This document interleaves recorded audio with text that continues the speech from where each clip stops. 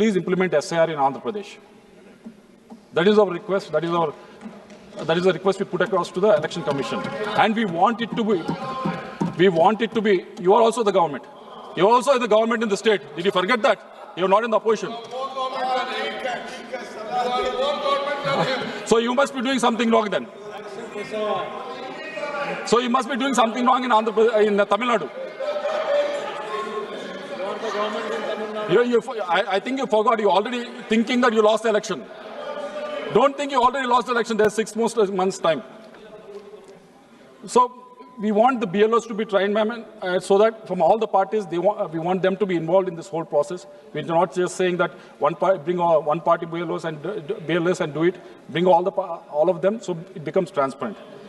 And 6th one, ma'am, publish district-wise data on voter additions and deletions regularly, so that all parties can come together, see which one have been deleted, which ones have been taken out.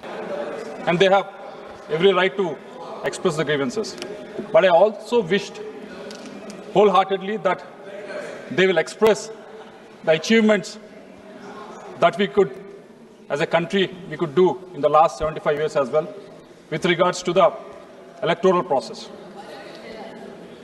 Sir, as Supriya ji has mentioned, I should tell because I'm representing Telugu Desam Party, and it's an experiment in this country.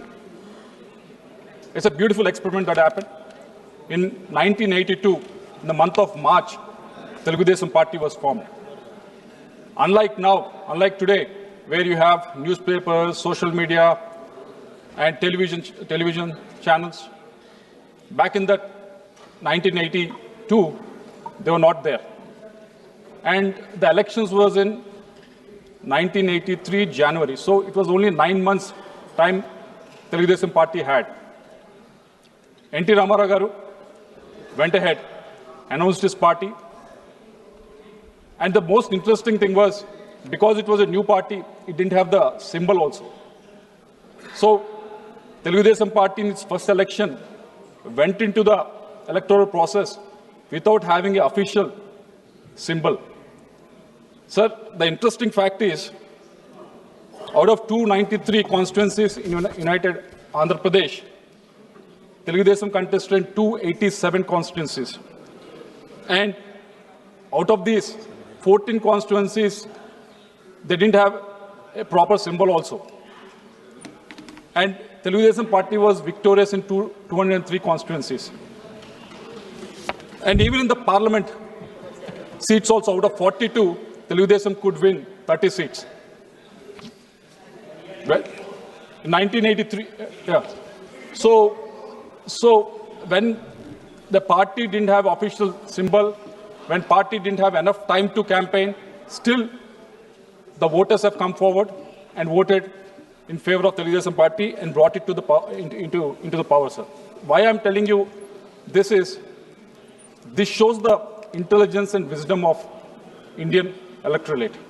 I wish the opposition leaders who have spoke on this would have expressed this idea also in this house, because a lot of youngsters are watching it. They would also appreciate it. Not only this, there are other things that we could achieve in the last 75 years. They compared Germany, they compared USA and all those things, all those countries. I wish when they are comparing with all these countries, they also should have compared in the way that India has given universal adult franchise. From Telugu Desam Party side, what we request is, if not bring the Aadhaar data onto the voter ID, why can't we create the same iris, same thumb impression on the voter ID so that it becomes unique? And third one, ma'am, conducted targeted re-enrollment campaigns for migrant workers, tribal groups, and the elderly, ma'am. The fourth one, capacity building for BLOs and EROs, because this capacity building happens only 6 months before the election or 8 months before the election, but this needs to happen continuously every year. So I request the Election Commission to look into that. And increase the transparency and participation by booth-level agents. We as a regional party who is in power in Andhra Pradesh, we have come forward and we have said, please implement SIR in Andhra Pradesh. That is our request. That is our That is a request we put across to the Election Commission. And we want it to be, you are also the government. You are also in the government in the state. Did you forget that? You are not in the opposition. So you must be doing something wrong then. So you must be doing something wrong in Tamil Nadu. I think you forgot. You're already thinking that you lost the election.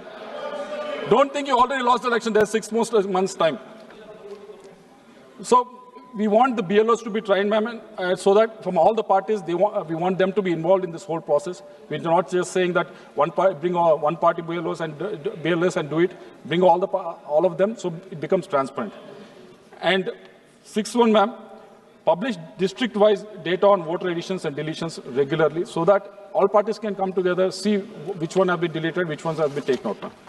And the second reform that we request, there was law minister that was here earlier, ma'am, with regards to the moral code of conduct, ma'am. Although BNS section 169 and 177 now cover electoral offences, they were earlier listed in IPC sections 171A to 171I. But the problem with this is, ma'am, the convictions remain extremely low. I tried to search for the last 2 days how many convictions have actually happened in the 75 years. I couldn't find a single one. It's because there's a weak statutory backing and limited enforcement capacity, ma'am. Existing mechanisms under the MCC rely heavily on district level authorities, leading to inconsistent action and poor deterrence, ma'am. So what we request is to establish an independent enforcement agency so that money laundering, empowerment to investigate, monitor and prosecute electoral offences under the MCC can happen. This body should work alongside the Election Commission of India with clear statutory authority, specialized personnel and nationwide jurisdiction to ensure swift, uniform and credible enforcement of electoral laws. Right now what's happening is if someone has to complain, they have to go to the state local authorities like local police, which will be reporting again. So it won't work, it is not working well and it's not being, the convictions remain very low. So that I hope this change can be made in the due process, ma'am. And the third one being, the third reform that we suggest, ma'am, is with regards to the anti-defection. Currently, the Speaker of the House decides the defection-related disqualification cases. It raises, the main problem is the delays that is causing because of that. So I request the Law Ministry to look into it and amend the 10th schedule to mandate a statutory timeline for resolving the disqualification cases, ma'am. And finally, ma'am, recently there was an election that happened in New York, and everyone celebrated, everyone shared on social media about the mayor election and how it was won and everything. But when I read the report that was published by the CAG about our urban local governments, they are published by auditing 17 states in India, and only 40% of the ULGs have elected councils and mayors exercising control over barely 25% of the constitutionally devolved functions, while serving only 12 to 30 months. So I think we need to empower them more. We need to make sure that they can access, because these days when you go to any city, the mayor is there, but his power is not, you won't be able to exercise his power well. Last 2 minutes, ma'am, I'll conclude. And similarly for the panchayat elections also, this needs to be enforced, ma'am.